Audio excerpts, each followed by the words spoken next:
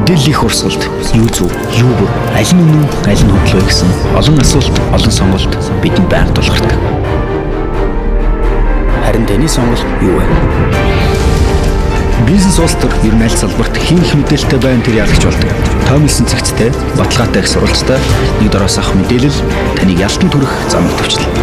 Хүн болгонд бусдаа хуваалцах мэдээлэл байдаг. Та өөрөө үйл явдлыг хөтлөн оролцож, бусдад нөлөөлөх боломжийг News I Report танд олгож байна. Мэдээллийн үнц нь юунд байдаг вэ? Альва үйл явдлыг олон их сурвалжаас бүх хэлбэрээр шуурхай авах. Мянга сонсохоор нэг үз.